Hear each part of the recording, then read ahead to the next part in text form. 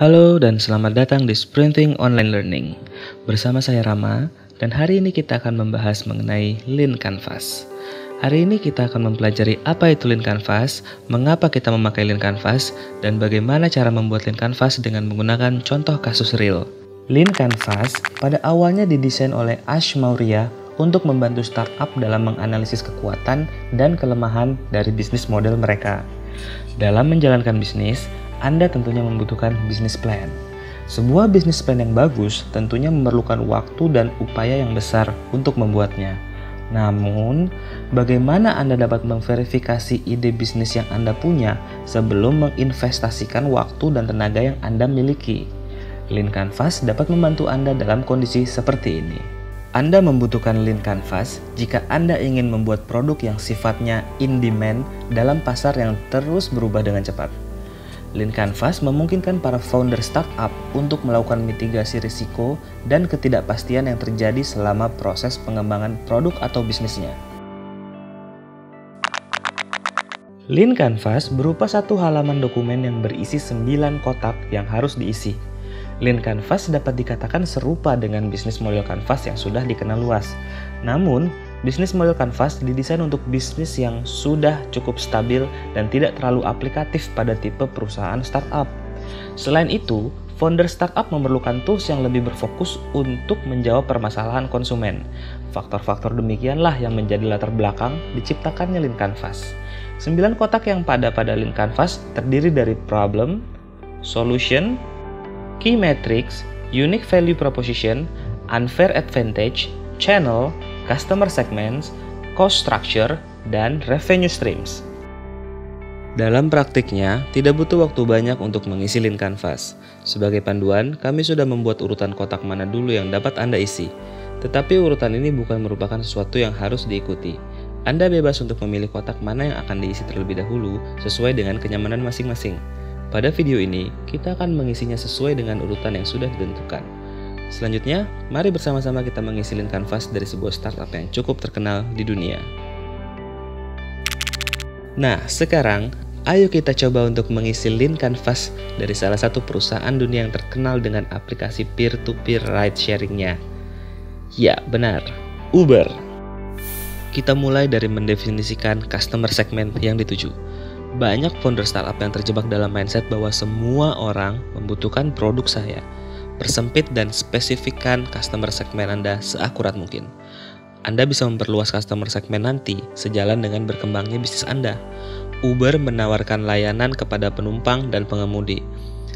Segmen penumpang dapat didetailkan dengan berdasarkan demografi atau karakter sosioekonominya. Sedangkan segmen pengemudi misalnya dapat didetailkan menjadi pengemudi yang memanfaatkan Uber sebagai full-time job mereka atau hanya sebagai kegiatan untuk mengisi waktu luang. Sebaiknya kita juga membedakan warna antar customer segmen. Di bawahnya, kita lihat ada early adopter. Di sini kita bisa menuliskan siapa saja yang pertama kali akan menggunakan produk mentahan atau raw produk kita dan segera memberikan feedback. Dalam problem, kita menuliskan apa saja permasalahan pelanggan yang akan nantinya diselesaikan oleh produk kita. Jika Anda memiliki beberapa customer segmen, maka seharusnya tiap segmen memiliki masalahnya masing-masing. Untuk itulah mengapa sebaiknya warna antar customer segmen dibedakan. Di sini kita melihat penumpang memiliki problem biaya taksi mahal dan minim informasi supir, sedangkan pengemudi memiliki problem seperti mengetahui siapa konsumennya dan kesempatan kerja paruh waktu. Kemudian di bawahnya, kita akan melihat ada existing alternative. Isi bagian ini dengan apapun yang menjadi kompetitor terdekat Anda, yang sudah menyelesaikan permasalahan tersebut tentunya. Di sini, existing alternatif kita adalah transportasi publik dan taksi konvensional. Produk yang akan kita buat tentunya harus menciptakan revenue. Biasanya, entrepreneur menggunakan pendekatan berbasis biaya, yaitu mengkalkulasikan biaya dan menambahkan margin. Selain itu, revenue stream tidak harus selalu berupa pendapatan. Misalnya, meminimalisir biaya maintenance atau biaya operasional. Revenue stream bisa juga berupa sesuatu yang intangible, seperti peningkatan kepuasan pelanggan. Problem yang sudah Anda tuliskan sebelumnya seharusnya match dengan solusi yang relevan. Jelaskan pengalaman seperti apa yang seharusnya dimiliki oleh pelanggan.